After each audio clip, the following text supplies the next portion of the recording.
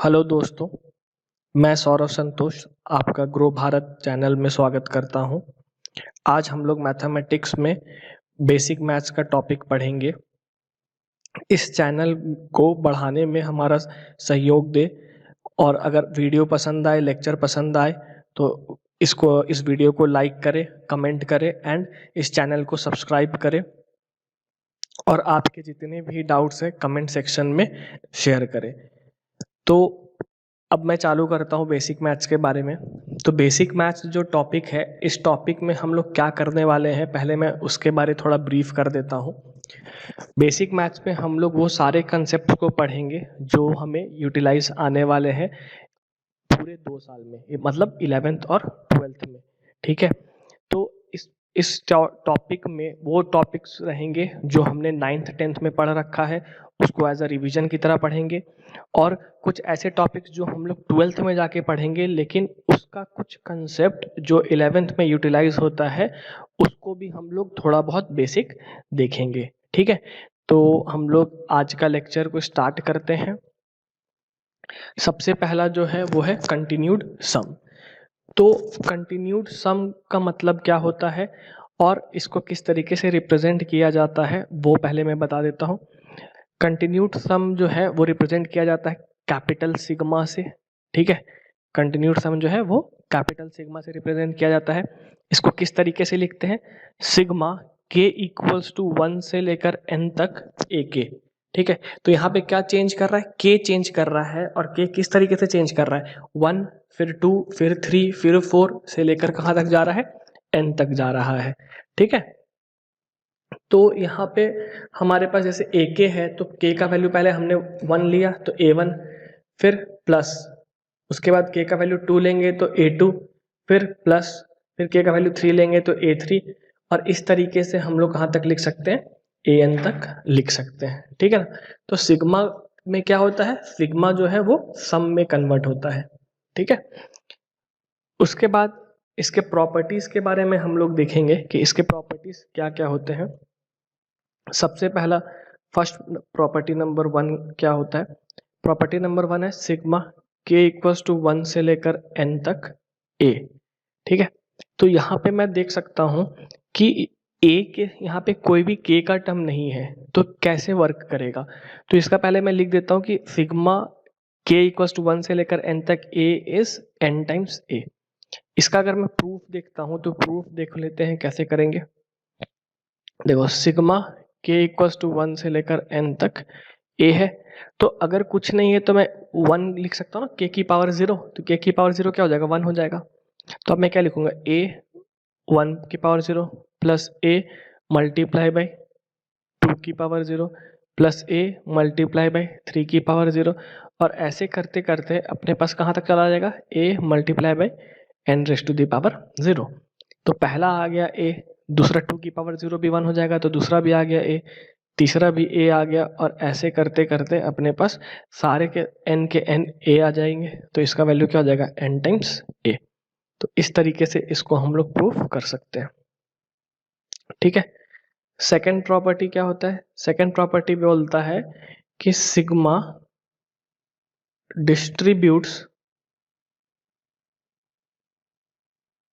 In case of addition और subtraction. ठीक है, सिग्मा क्या होगा?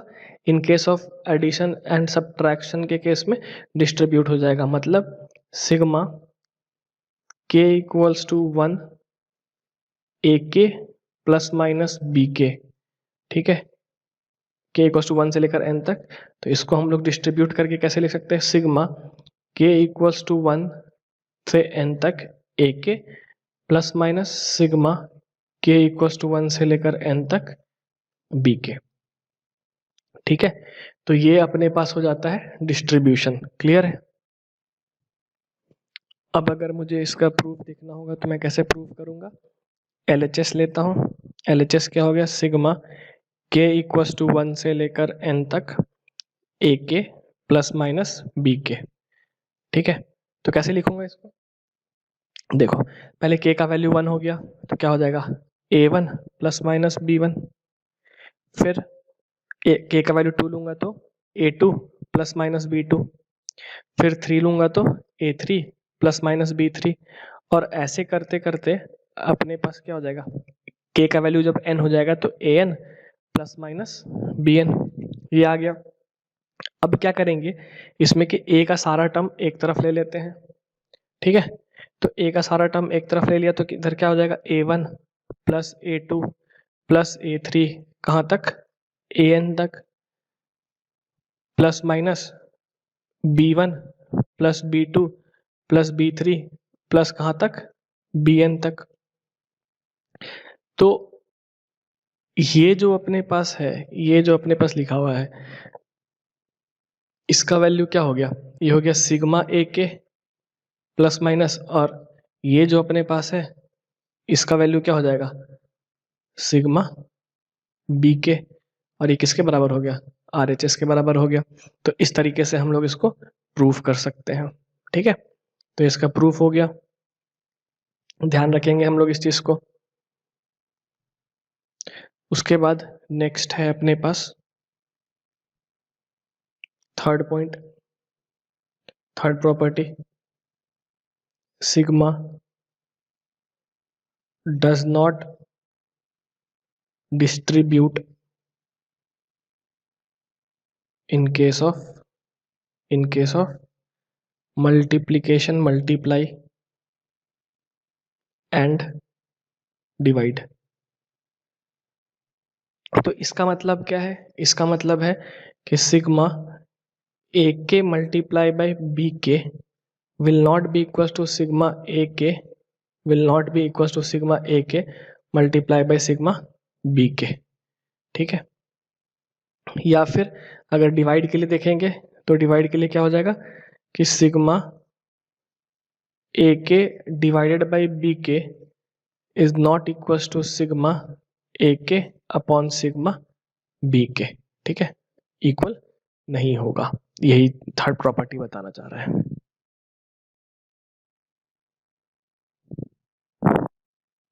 तो यहां तक क्लियर होगा, आगे बढ़ते हैं नेक्स्ट, कंटिन्यूड प्रोडक्ट। तो कंटिन्यूड प्रोडक्ट में क्या है, continued product is represented by pi, capital pi से रिप्रेजेंट किया जाता है कंटिन्यूड प्रोडक्ट को, ठीक है।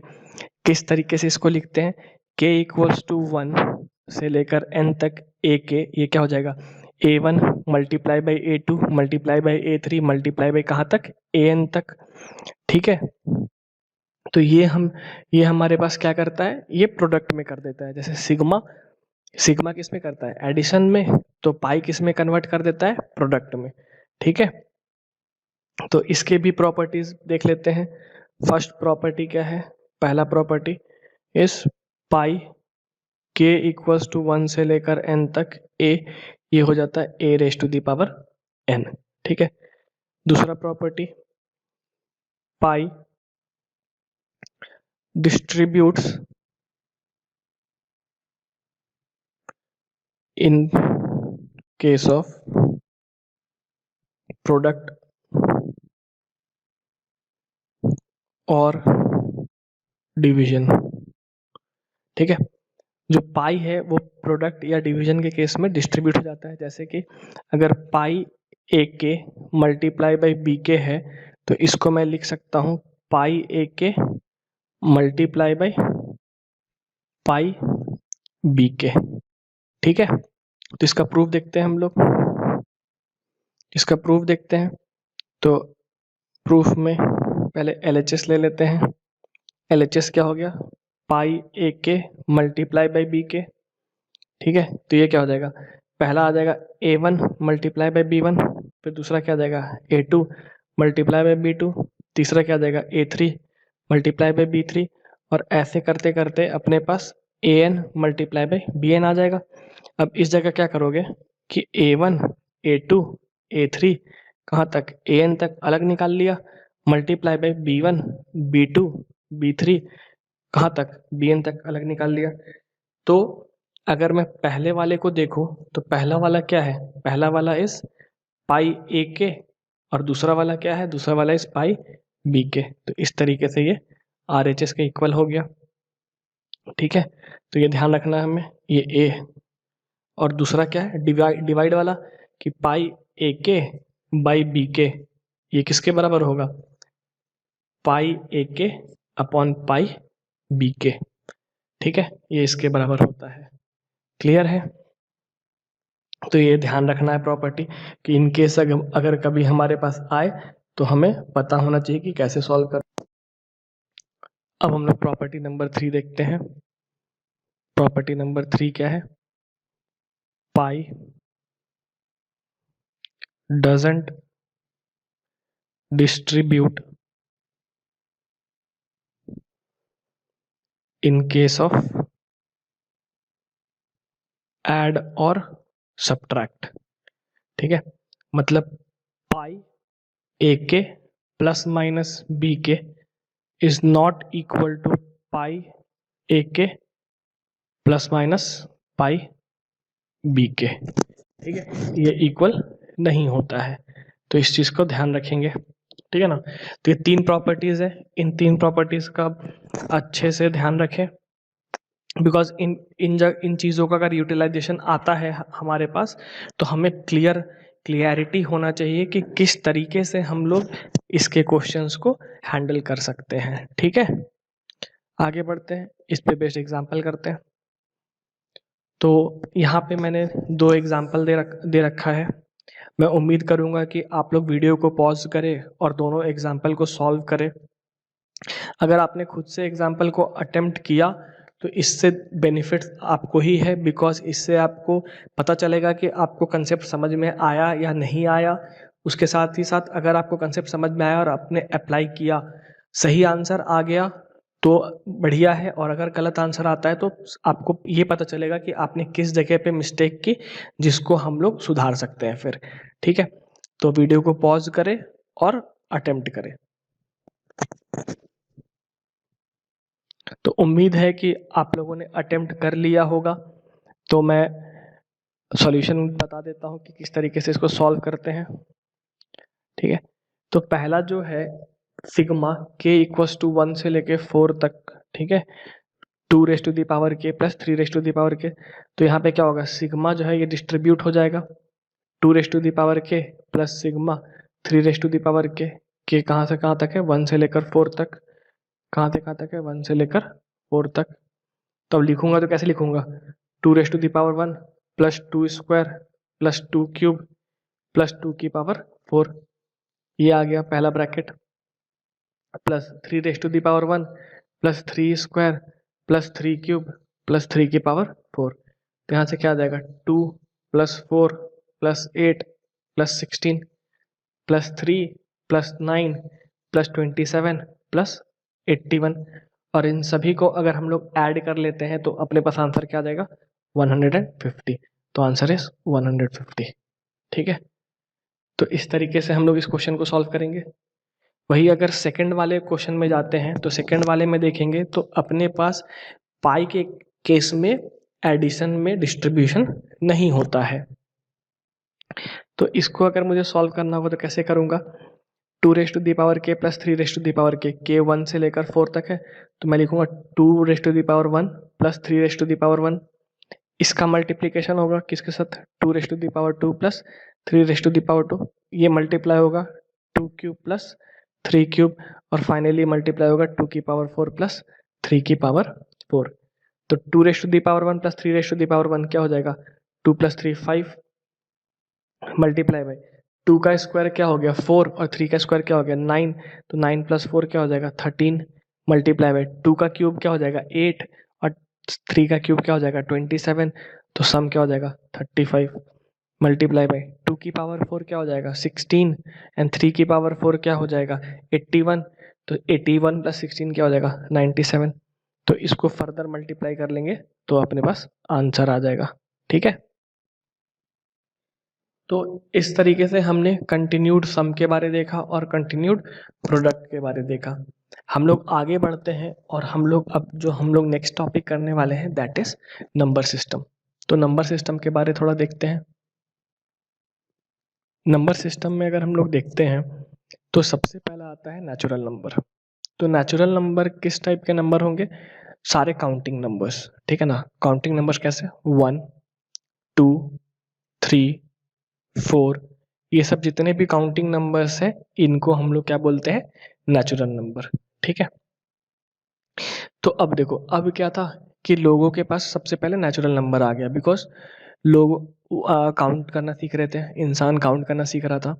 उसके बाद फिर क्या था कि अगर हम लोग देखें तो अपने पास ऐसा कुछ आया, x प्लस 1 इक्वल्स टू 1, तो यहाँ से आंसर आया x इक्वल्स टू 0, ठीक है।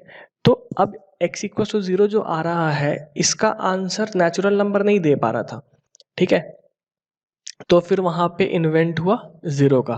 तो जीरो कहाँ से आया था, जीरो इंडिया के द्वारा ही दिया गया है, आर्यभट्ट के द्वारा, सभी को पता होना चाहिए, ठीक है। तो फिर आया जीरो, तो जीरो को इंक्लूड करके, ठीक है, जीरो को इंक्लूड करके सारे नेचुरल नंबर्स लेते हुए होल नंबर बन गया। तो देखो, स्टोरी की तरह बताता हूँ कि लोगों के पास पहले एक था, दो था, तीन था, ऐसा करके, तो लोगों ने काउंटिंग जो था वो 1 2 3 4 में किया, ठीक है। तो वहां से आ गया कि लोगों को लगा कि नेचुरली आ रहा है, सो नेचुरल नंबर बन गया, ठीक है। फिर जब लोगों ने जीरो को इंक्लूड कर दिया, तो जीरो को इंक्लूड करके लोगों को लगा कि अब तो नंबर सिस्टम अपना पूरा हो चुका है, तो फिर इसको इन्होंने बोल दिया होल नंबर, ठीक है। इसके बाद फिर आता है कि जब फिर लोगों के पास ऐसा इक्वेशन आए, x प्लस 4 इक्वल्स टू 2, तो यहाँ से x का वैल्यू क्या आ गया, -2। तो अगेन अब इसका आंसर नंबर सिस्टम में वापस से नहीं था, तो इसके लिए क्या डेवलप किया गया, इंटीजर्स, ठीक है ना। फिर इंटीजर्स को डेवलप किया गया, तो इंटीजर्स में क्या हो जाते हैं, सारे नेगेटिव ऑफ नेचुरल नंबर्स, -3 -2 -1 0 1 2 3, सारे के सारे नेचुरल नंबर, उनके नेगेटिव और इंक्लूडिंग जीरो, तो वो ये इंटीजर्स में आ गया, ठीक है। उसके बाद फिर इंटीजर्स को मैंने 4 पार्ट में डिवाइड कर रखा है। तो पहला जो है ये है पॉजिटिव इंटीजर। तो पॉजिटिव इंटीजर का मतलब हो गया 1 2 3 4, ये सारे इंटीजर्स को पॉजिटिव इंटीजर्स, ठीक है। नेगेटिव इंटीजर्स कौन कौन से, -1 -2 -3, ये सारे के सारे नेगेटिव इंटीजर्स हो गए, ठीक है। Non negative integers, non negative को ऐसे पढ़ो, नो नेगेटिव, मतलब नेगेटिव नहीं होना चाहिए। तो नेगेटिव नहीं होना चाहिए मतलब या तो 0 हो जाए, या तो 1 2 3 हो जाए, ठीक है, पॉजिटिव वाले हो जाए। तो इसको हम लोग बोल देते हैं नॉन नेगेटिव इंटीजर्स। फिर आता है नॉन पॉजिटिव, मतलब नो पॉजिटिव। तो नो पॉजिटिव में कौन कौन सा हो गया, -3 -2 -1 और 0, ये सब सारे के सारे क्या हो गए, नॉन पॉजिटिव इंटीजर। तो याद रखने का तरीका क्या है नॉन पॉजिटिव को, नो पॉजिटिव, ठीक है, पॉजिटिव नहीं होना चाहिए, non negative, no negative, negative नहीं होना चाहिए, ठीक है ना। तो देखो यहाँ पे एक और चीज ध्यान रखना है, नेचुरल नंबर किससे डिनोट होता है, कैपिटल एन से। होल नंबर किससे डिनोट हो रहा है, कैपिटल डब्ल्यू से। इंटीजर किससे डिनोट हो रहा है, कैपिटल आई या फिर कैपिटल जेड से, ठीक है। पॉजिटिव इंटीजर किससे डिनोट हो रहा है, आई प्लस, नेगेटिव इंटीजर आई माइनस, नॉन नेगेटिव इंटीजर और नॉन पॉजिटिव इंटीजर के लिए कोई सिंबल नहीं है, ठीक है। तो यहां तक अपने पास नंबर सिस्टम डन था। लेकिन फिर बाद में लोगों को मिला 2x - 5 इक्वल्स टू 2, ठीक है। तो यहां से आंसर x का वैल्यू निकला 7/2। अब जैसे 7/2 आया तो इंटीजर्स में इसका आंसर नहीं था, तो फिर लोगों के पास क्या आया, रैशनल नंबर, ठीक है। तो रैशनल नंबर जो है वो डिनोट होता है किससे, कैपिटल क्यू से। तो इसका डेफिनेशन देख लेंगे, numbers which can be written in the form of p by q, where p and q are integers, ठीक है, p and q are integers and q not equal to 0, ठीक है। p and q क्या है, integers है, और q 0 नहीं होना चाहिए। तो इसके बाद फिर क्या आया, इसके बाद इक्वेशन आने लगा एक्स स्क्वायर इक्वल टू 2। तो अब इसका आंसर जो आया ये आ गया, स्क्वायर रूट में आ गया। ठीक है, तो स्क्वायर रूट में आ गया तो इर्रेशनल, यहाँ अब ये क्या था कि ये रैशनल नंबर भी इसका आंसर नहीं दे पा रहा था, तो अपने पास क्या आया, इर्रेशनल नंबर आया। तो इर्रेशनल नंबर कैसे नंबर होते हैं, numbers which are not rational, सीधा straightforward, numbers which are not which are not rational. ठीक है, वैसे नंबर्स जो कि रैशनल नहीं है आर इरेशनल नंबर्स। और फाइनली रियल नंबर बोला गया जिसको कैपिटल आर से डिनोट करते हैं। तो रियल नंबर क्या हो जाता है, real number is collection of, real number is collection of rational and irrational combined. Real number क्या है कि रैशनल नंबर और इरेशनल नंबर को एक साथ कंबाइन कर दो तो हमें क्या मिल जाएगा, रियल नंबर मिल जाएगा। ठीक है यहाँ तक। तो अब देखो, अब मैं इसको एक नटसेल में बता दूं तो अपने पास एक, मान लो एक अपने पास छोटा बैग है जिसमें नेचुरल नंबर है। ठीक है, उस नेचुरल नंबर को बड़े बैग से कवर किया गया, वो बड़ा बैग को क्या बोला गया, होल नंबर। इस होल नंबर को फिर से दूसरे बैग से कवर किया गया तो इसको क्या बोल दिया गया, इंटीजर्स। फिर इस इंटीजर को कवर किया गया दूसरे बैग से, इसको क्या बोला गया, रैशनल नंबर। ठीक है, फिर रैशनल से भी काम नहीं चला तो फिर एक क्या आया, इरेशनल नंबर जो कि रैशनल नहीं है। और इन पूरे के कलेक्शन को क्या बोल दिया गया है, इस पूरे के कलेक्शन को बोल दिया गया है रियल नंबर। ठीक है, तो एक बड़ा सा बैग है रियल नंबर, उसके अंदर दो कंपार्टमेंट है, उस कंपार्टमेंट में क्या है, एक रैशनल का कंपार्टमेंट होगा और एक इरेशनल का कंपार्टमेंट होगा। रैशनल के अंदर फर्दर इंटीजर्स होंगे, इंटीजर्स के अंदर फर्दर होल नंबर होगा और होल नंबर के अंदर फर्दर नेचुरल नंबर होगा। तो आई होप कि ये नंबर सिस्टम का क्लियर हो। ठीक है, इस तरीके से नंबर्स है रहते हैं हमारे पास, कौन कौन से नंबर्स है और उनका सिंबल्स हमें पता होना चाहिए। ठीक है, नेक्स्ट इज नंबर सिस्टम में ही अगर हम लोग नंबर्स को डिवाइड करें on the basis of decimals. ठीक है, तो on the basis of decimals का अगर मैं बात करता हूं तो अपने पास तीन तरीके के डेसिमल्स होते हैं, एक टर्मिनेटिंग, एक non terminating but repeating decimal और एक non terminating non repeating decimal. तो टर्मिनेटिंग डेसिमल कैसे डेसिमल्स होंगे, जिनमें denominator is of the form 2 raised to the power m multiply by 5 raised to the power n। ठीक है, जिसमें डिनोमिनेटर इस फॉर्मेट में रहेगा तो वो सारे नंबर्स क्या हो जाएंगे, टर्मिनेटिंग डेसिमल्स। जैसे कि 4/5 को अगर मैं बात करूं तो 4/5 क्या हो गया, 0.8। ठीक है, अगर मैं बात करता हूँ 12/20 का तो 12/20 मतलब क्या हो गया, 0.6। या फिर अगर मैं डायरेक्टली 0.589 ले लेता हूँ तो 0.589 क्या है, एक टर्मिनेटिंग है, 3 डिजिट के बाद डेसिमल में 3 डिजिट के बाद नंबर्स नहीं है, तो ऐसे एक ये किसके एग्जांपल्स हो गए, टर्मिनेटिंग डेसिमल्स के एग्जांपल्स हो गए। ठीक है, ये सारे नंबर्स को हम लोग क्या बोल देंगे, टर्मिनेटिंग डेसिमल्स। फिर जो सेकेंड टाइप आता है वो आता है non terminating but repeating decimal, जिसमें कि फॉर एग्जांपल 1.33333। ठीक है, इसको हम लोग लिख सकते हैं 1.3 बार। नॉन टर्मिनेटिंग रिपीटिंग डेसिमल्स को एक और नाम दिया गया, दैट इज रिकरिंग डेसिमल्स। ठीक है, रिकरिंग डेसिमल्स। रिकरिंग डेसिमल्स का मतलब क्या हो गया कि बार बार रिपीट कर रहा है एक चीज को, तो इसको हम लोग कैसे 1.3333 को क्या पढ़ते हैं, 1.3 बार। ठीक है, तो यहाँ पे क्या है, यहाँ पे देख सकते हैं कि 3 रिपीट हो रहा है, या फिर 2.87 87 87 इस तरीके से, तो इसको हम लोग कैसे लिख सकते हैं, 2.87 बार। ठीक है, तो यहाँ पे क्या है, 8787 रिपीट हो रहा है बार बार, तो इसको हम लोग क्या बोल देंगे, नॉन टर्मिनेटिंग।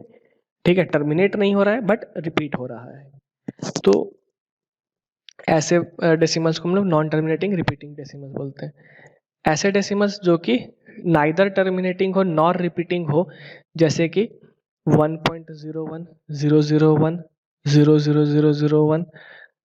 ठीक है, इस टाइप के नंबर्स को हम लोग क्या बोलते हैं, नॉन टर्मिनेटिंग, नॉन रिपीटिंग। तो यहाँ पे कोई भी जो नंबर है वो पैटर्न रिपीट नहीं कर रहा है, ठीक है ना।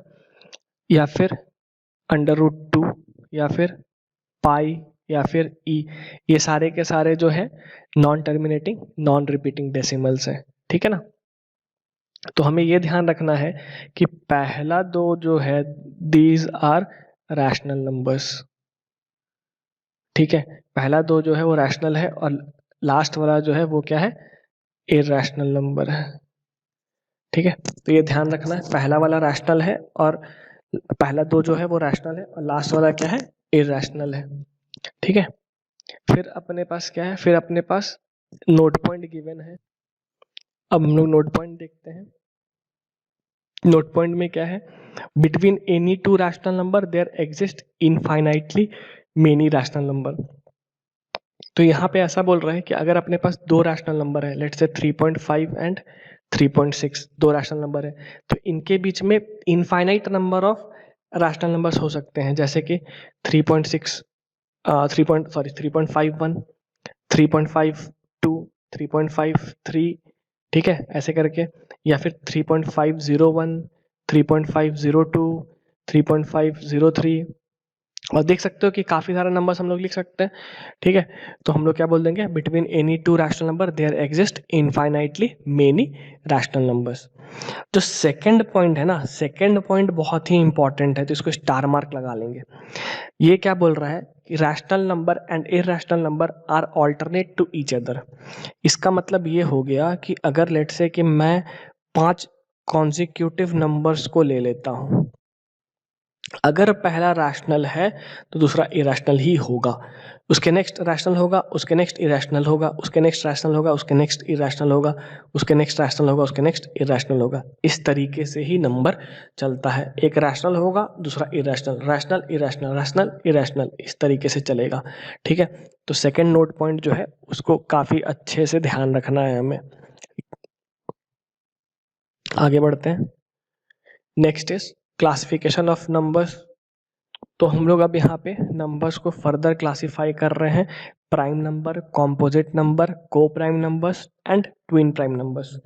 तो प्राइम नंबर क्या होता है, prime numbers are numbers having exactly, ये वर्ड को ध्यान रखेंगे, एग्जैक्टली कितने फैक्टर्स, दो फैक्टर। कौन कौन से दो फैक्टर रहेंगे, 1 और नंबर इटसेल्फ, ठीक है। तो एग्जाम्पल में क्या है, 2 है, 3 है, 5 है, 7 है, 11 है, ठीक है, 13 है। इन सारे नंबर्स के कितने फैक्टर्स है, दो ही फैक्टर है, 1 एंड वो नंबर खुद।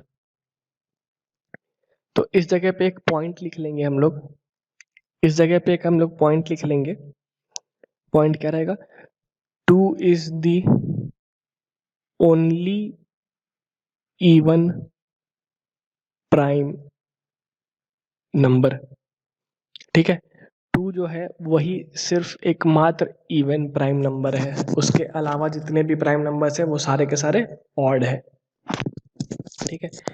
फिर नेक्स्ट आता है कॉम्पोजिट नंबर।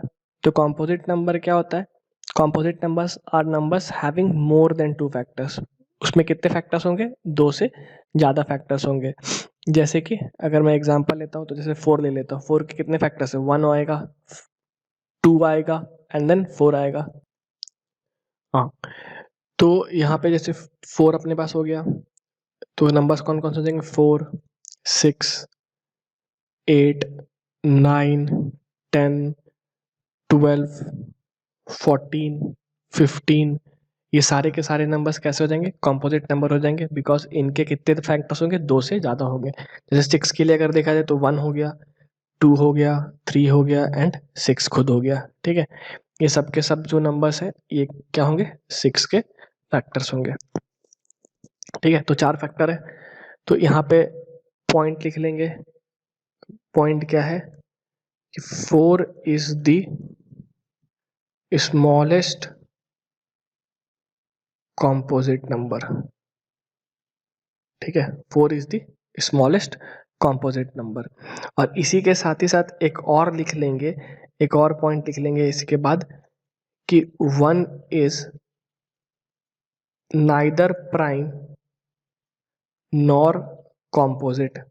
तो 1 जो है वो ना ही प्राइम नंबर है ना ही कॉम्पोजिट नंबर है। क्यों? बिकॉज 1 जो है उसका सिर्फ और सिर्फ एक ही फैक्टर है, ठीक है ना। तो इसी वजह से हम लोग क्या बोलेंगे, क्यों ना ही प्राइम है ना ही कॉम्पोजिट है। प्राइम के लिए 2 चाहिए और कॉम्पोजिट के लिए 2 से ज़्यादा चाहिए। तो 1 is neither prime nor composite. उसके बाद फिर नेक्स्ट जो नंबर है वो है को प्राइम नंबर्स। को प्राइम नंबर्स क्या होता है? Pair of numbers HCF equals 1। कि अपने पास पेयर ऑफ नंबर होगा, मतलब अपने पास 2 नंबर लेंगे और उन दोनों नंबर का highest common factor that is HCF अगर 1 होता है तो वैसे पेयर ऑफ नंबर्स को हम लोग क्या बोल देंगे?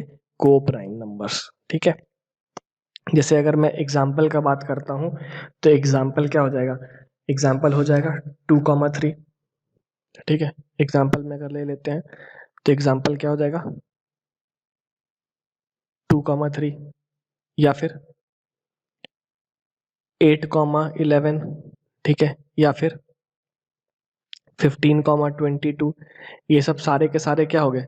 को प्राइम पेयर हो गए, बिकॉज इनका HCF जो आएगा वो HCF क्या आ जाएगा? HCF will be 1। ठीक है। इधर 15 है तो इसमें हम लोग लिख लेंगे एक पॉइंट कि any 2 consecutive numbers are co-prime। ठीक है। इन कोई सा भी 2 consecutive नंबर क्या होगा? को प्राइम होगा। और उसके बाद also known as it is also known as relatively prime। ठीक है। इसका दूसरा नाम भी ध्यान रखेंगे, रिलेटिवली प्राइम। को प्राइम बोलो या फिर रिलेटिवली प्राइम बोलो, ठीक है ना। ये ध्यान रखना है अपने को। उसके बाद ट्विन प्राइम नंबर्स क्या होता है? Pair of prime number having difference of 2। तो देखो, को प्राइम और ट्विन प्राइम में डिफरेंस ध्यान रखना। को प्राइम के केस में पेयर ऑफ नंबर्स बोला गया है, ठीक है ना। और ट्विन प्राइम के केस में पेयर ऑफ प्राइम नंबर्स बोला गया है। मतलब क्या हो गया कि को प्राइम के केस में कोई भी 2 नंबर हम लोग ले सकते हैं और वही ट्विन प्राइम के केस में 2 प्राइम नंबर्स ही होने चाहिए। तो ट्विन प्राइम्स का अगर मैं एग्जांपल बता दूं तो 2,3 क्या ट्विन प्राइम होगा? नहीं होगा। क्यों नहीं होगा? बिकॉज दोनों के बीच का डिफरेंस क्या हो गया? 1 है। 3,5 क्या ट्विन प्राइम होगा? होगा। 5,7 होगा? होगा। 11,13 होगा क्या? ये भी होगा। ठीक है ना। तो यहां तक अपने पास ट्विन प्राइम्स हो गए। आगे देखते हैं। Next one is properties of number. ठीक है। तो यहाँ पे ऐसा बोला जा रहा है कि अगर रैशनल में हम लोग प्लस करें, माइनस करें, मल्टीप्लाई करें अगर रैशनल नंबर को, तो हमें क्या मिलेगा? रैशनल मिलेगा। ठीक है। अगर हम लोग रैशनल नंबर में ऐड करें, माइनस करें, मल्टीप्लाई करें इरैशनल नंबर को, तो हमें क्या हमेशा क्या मिलेगा? इरैशनल मिलेगा। ठीक है। और अगर हम लोग इरैशनल में प्लस करें, माइनस करें, मल्टीप्लाई करें इरैशनल को, तो हमें इरैशनल भी मिल सकता है और रैशनल भी मिल सकता है। ठीक है। दोनों में से दोनों पॉसिबिलिटी है। कैसे? √2 मल्टीप्लाई बाय √2 क्या मिला? 2 रैशनल नंबर। √2 मल्टीप्लाई बाय √3 क्या मिला? √6 इरैशनल नंबर। ठीक है। तो मे और मे नॉट बी वाला केस है कि रैशनल मिल भी सकता है और इरैशनल भी मिल सकता है, दोनों में से कोई भी मिल सकता है। ठीक है। सेकेंड पॉइंट के लिए एक नोट, एक्सेप्शन नोट कर लेंगे। एक्सेप्शन, ठीक है। In case if rational number is 0, then multiplication with irrational will result in a rational number। ठीक है। Multiplication, multiply with irrational will result in rational number. ठीक है, तो ये ध्यान में रखना है कि अगर अपने पास रैशनल नंबर क्या रहता है, 0 रहता है, और उसमें हम लोग उसके साथ मल्टीप्लाई कर रहे हैं किसको, इरैशनल को, तो वो किस पे रिजल्ट करेगा, रैशनल नंबर पे ही रिजल्ट करेगा। तो एग्जाम्पल के तौर पे मैं लिख देता हूँ 0 मल्टीप्लाई बाई √2, तो क्या मिल गया, 0 मिल गया। ठीक है, तो ये क्या हो गया, रैशनल हो गया। तो ये एक एक्सेप्शन है सेकंड स्टेटमेंट का। ठीक है, तो ये प्रॉपर्टीज हो गए रैशनल नंबर के, और इसको हमें ध्यान में भी रखना है। क्लियर है, आगे बढ़ते हैं। Next is complex number. तो कॉम्प्लेक्स नंबर का जरूरत क्यों पड़ा, तो अभी तक हमने रियल नंबर तक देख लिया था, तो अब हम लोग देखते हैं कि कॉम्प्लेक्स नंबर का जरूरत क्यों पड़ा। तो अब जैसे इक्वेशन मान लो x² + 1 = 0, तो x² = -1, तो x क्या हो गया, -1 √ तो अब क्या था कि रियल नंबर के केस में कभी भी √ के अंदर नेगेटिव वैल्यू नहीं आ रहा है। ठीक है, तो इसका मतलब क्या हो गया कि अब हमें नए सेट ऑफ नंबर्स चाहिए जो कि √ में नेगेटिव को अलाउ कर सके। तो वहां पे फिर किसका डेवलप किया गया, किसको डेवलप किया गया, कॉम्प्लेक्स नंबर को डेवलप किया गया। तो अगर मैं कॉम्प्लेक्स नंबर पे आता हूं, तो कॉम्प्लेक्स नंबर में मैं बोलूंगा a number of the form a + iota b, a + iota b। ठीक है, IB जो लिखा हुआ है, I stand for I = iota, इसको क्या बोला जाता है, आयोटा बोला जाता है। कि number of the form a + iota b where a and b both are real numbers, ये ध्यान रखना है, a और b दोनों रियल नंबर है, और I क्या हो गया, I इज √-1। ठीक है ना, तो देखो यहाँ पे क्या हो जाएगा, ये z = a + iota b, तो a जो है वो रियल पार्ट हो गया, और iota b क्या हो गया, इमेजिनरी पार्ट हो गया। ठीक है, तो यहाँ पे हम लोग क्या बोल देंगे, कंडीशन में a and b belongs to real number पहला, और दूसरा iota I, that is iota = √-1। ठीक है, तो real part of z, REZ लिखते हैं, real part of z, real part of z, ये क्या है, a है। IMZ का मतलब हो गया इमेजिनरी पार्ट। ठीक है, ये क्या हो जाएगा, आयोटा b। क्लियर है, तो एग्जाम्पल बता देता हूँ कुछ।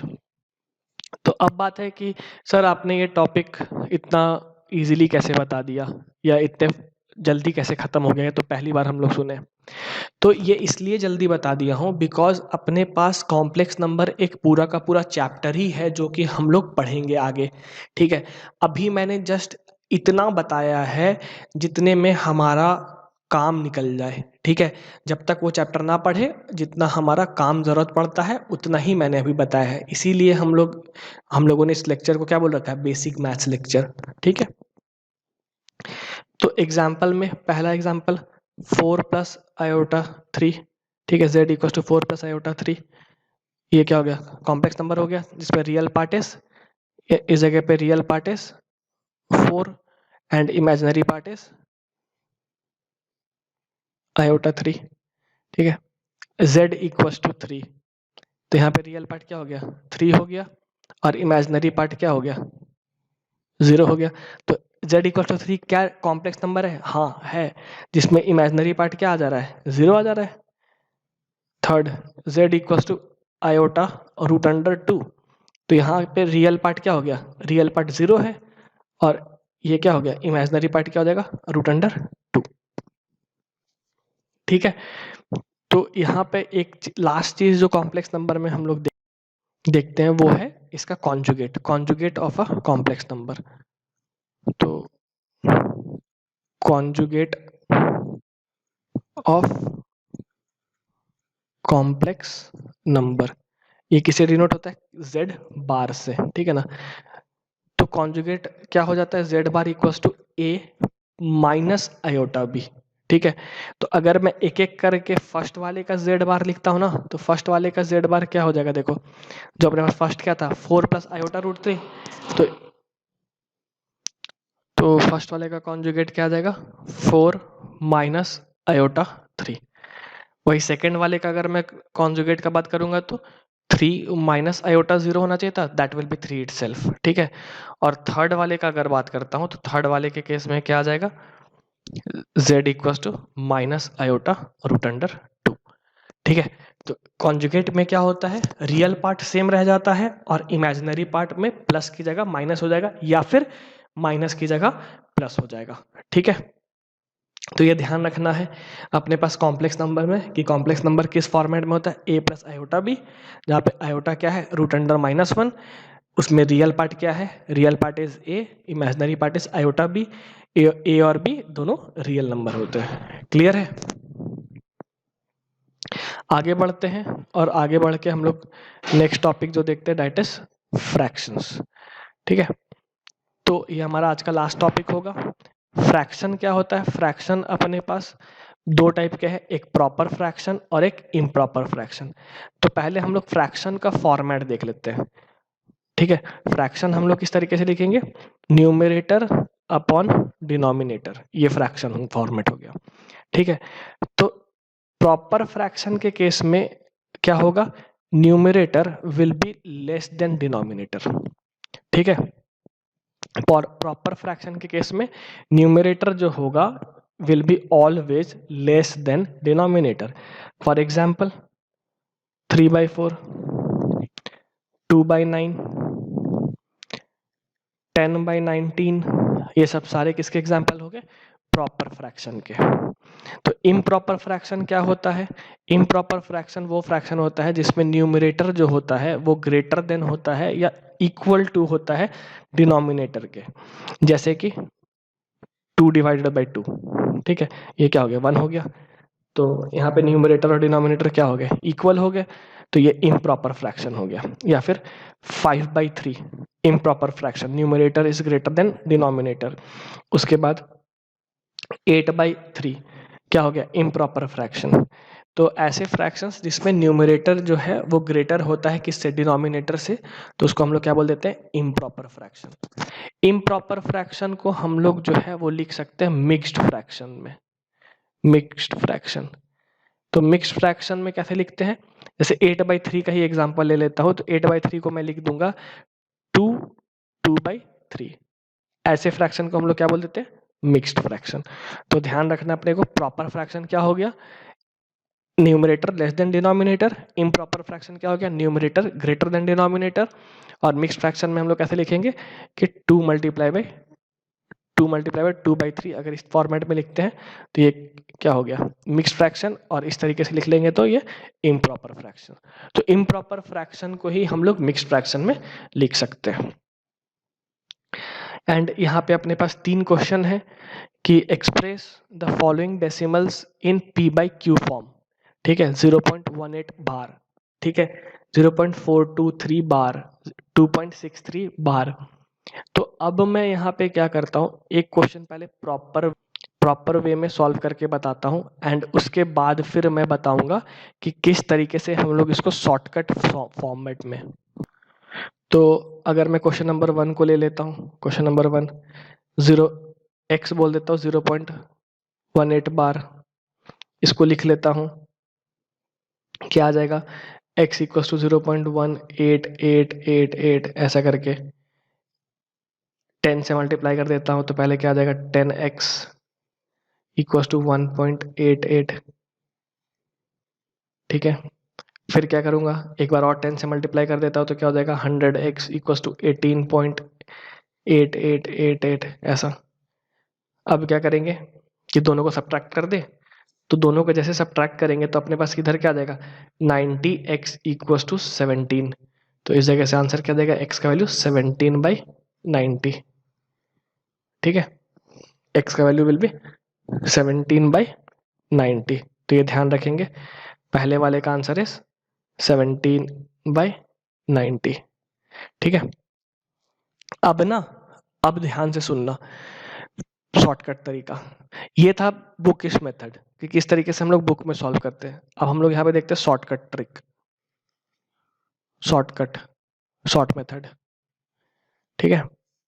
तो जैसे 0.423 बार है, तो और ध्यान से सुनना, पहले लिख लो पूरे नंबर को विदाउट डेसिमल एंड बार, तो क्या लिख देंगे 0 4 2 3 माइनस।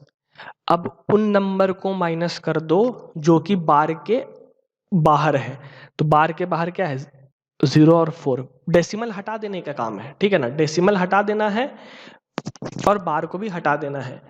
तो अपने पास क्या आ गया 0.423, 23 के ऊपर बार है, तो पहले हमने पूरा नंबर लिख लिया 0.423 बार का 0423 लिख लिया, माइनस। अब सेकेंड स्टेप में क्या रहेगा, माइनस हम लोग करेंगे उन नंबर को जो कि बार के बाहर है, ठीक है, तो क्या आ जाएगा 04 अपॉन, ये इसके अपॉन में बार के अंदर जितने डिजिट रहेंगे ना उसके हर एक डिजिट के लिए एक एक 9, तो 2 डिजिट है तो 2 9, डेसिमल के बाद और बार के बाहर जितने डिजिट होंगे उसके लिए एक 0, तो अपने पास ये जो फ्रैक्शन बन जाएगा ये हो जाएगा 419 अपॉन 990, डायरेक्ट 419 अपॉन 990, ये आंसर हो गया, ठीक है। वापस से रिपीट करता हूं, पहला स्टेप, इनफैक्ट क्वेश्चन नंबर 1 को लेके सॉल्व करता हूं, 0.18 बार 8 बार के ऊपर है, तो पहले क्या लिख देंगे 018 माइनस 8 बार 8 रिपीट हो रहा है तो 8 को हटा दो, बाकी क्या बचा 0 और 1 बचा, 0 और 1 लिख देंगे, ठीक है ना, ये आ गया। अब क्या करना है, अब करना है बार के अंदर जितने डिजिट हर एक डिजिट के लिए एक 9, बार के अंदर जितने डिजिट हर एक डिजिट के लिए एक 9, तो यहाँ पे बार के अंदर कितने डिजिट है, एक डिजिट है तो एक 9, डेसिमल के बाद और बार के बाहर कितने डिजिट, एक डिजिट, तो उसके लिए एक 0, तो आंसर क्या हो जाएगा 17/90 डायरेक्ट, ये सब कुछ भी करने का जरूरत नहीं पड़ेगा, ठीक है ना। तो थर्ड वाला अटेम्प्ट करो, थर्ड वाला वीडियो को पॉज करो, अटेम्प्ट करो, देखो कि आंसर आता है कि नहीं शॉर्टकट मेथड से, ठीक है ना। तो मोस्ट प्रोबेबली अटेम्प्ट करके हो गया होगा, तो हम लोग देखते हैं कि क्या हम लोगों से शॉर्टकट तरीके से आंसर आ रहा है या नहीं आ रहा है, ठीक है।